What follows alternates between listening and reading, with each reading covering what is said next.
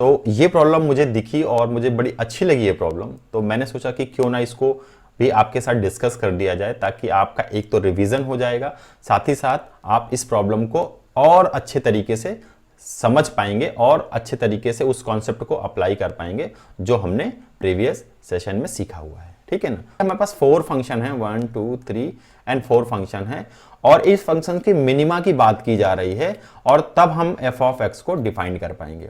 तो मैंने आपको जैसा प्रीवियस सेशन में समझाया था कि जब कभी ऐसा मिनिमा या मैक्सिमा का केस बनता है तो वहां पर हमें सबसे पहले आइडेंटिफाई करना होता है कि इंटरवल क्या है, या पॉइंट क्या है, या रेफरेंस पॉइंट क्या है, जहां पर हम इस फंक्शन की मिनिमा कंपेयर कर पाएंगे, यानी कि x, x square, x cube और x4 में कौन मिनिमा वैल्यू देगा, वो हमें उसका इंटरवल पता होना चाहिए। ठीक है ना।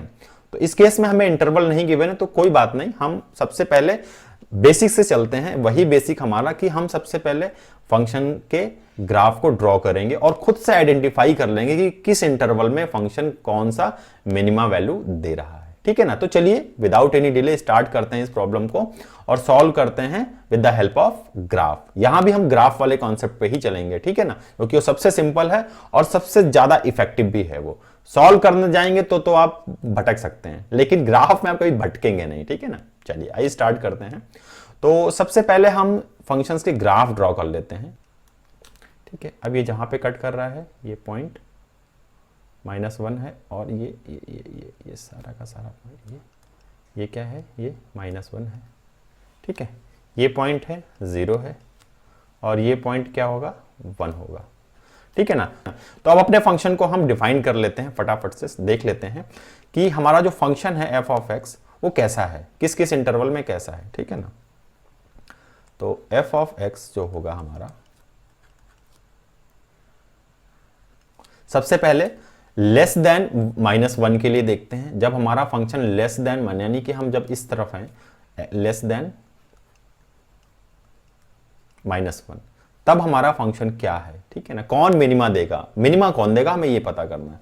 तो हम ये देखेंगे कि एक्स क्यूब ही सबसे छोटा फंक्शन बनता है, सबसे छोटी वैल्यू एक्स क्यूब ही देगा, क्योंकि एक्स भी उससे बड़ा है, एक्स स्क्वायर भी बड़ा है, और एक्स की पावर 4 भी उससे बड़ा है। तो इस केस में हमारे पास जो मिनिमा वैल्यू देगा हमको वो एक्स क्यूब देगा। तो हमारे लिए इस इंटरवल के लिए जो फंक्शन बनेगा वो एक्स क्यूब होगा।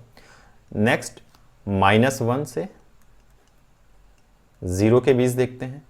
अब -1 से 0 के बीच में ये वाला है इंटरवल, और इस इंटरवल में ये रहा x, ये रहा एक्स क्यूब, और बाकी सारे फंक्शन तो इससे ऊपर ही हैं। इसका मतलब इस इंटरवल में जो हमारा मिनिमम वैल्यू जो फंक्शन दे रहा है वो x बन रहा है। तो ये हो गया x।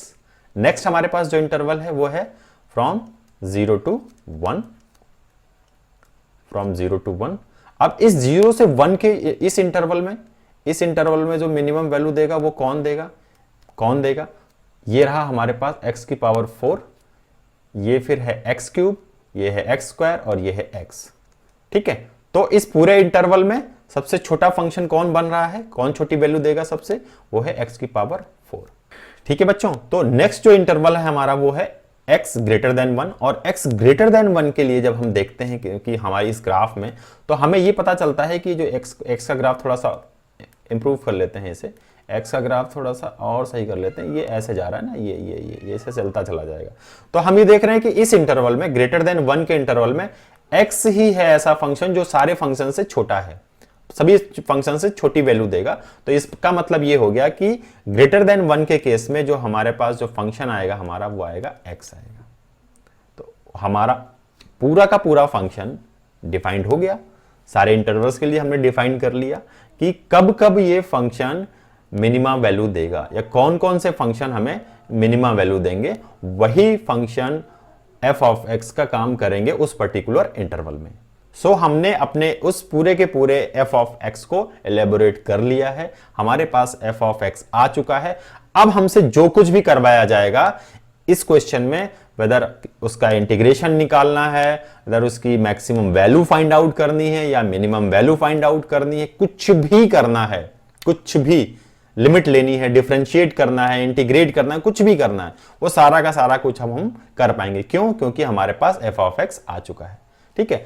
तो अब आई होप कि आपको ये कॉन्सेप्ट बहुत अच्छे से समझ में आ गया होगा, और अगर आपको समझ में आ गया है तो इसी क्वेश्चन को आप इसके मैक्सिमा के लिए आप खुद से ट्राई करिएगा, खुद से सॉल्व करिएगा कि इसके मैक्सिमा के लिए फंक्शंस क्या क्या बनेंगे। इसका मतलब क्या है, अब आपको जो सॉल्व करना है वो कुछ इस तरीके से होगा, max of x comma x square comma x cube comma x to the power 4। ठीक है ना, इस फंक्शन को आपको फाइंड आउट करना है और आप इसे खुद से ट्राई करेंगे। ठीक है बच्चों, तो आई होप कि ये कॉन्सेप्ट आपको समझ में आया होगा, आपको मजा भी आया होगा। मिलते हैं नेक्स्ट सेशन में, टिल देन जय हिंद जय भारत।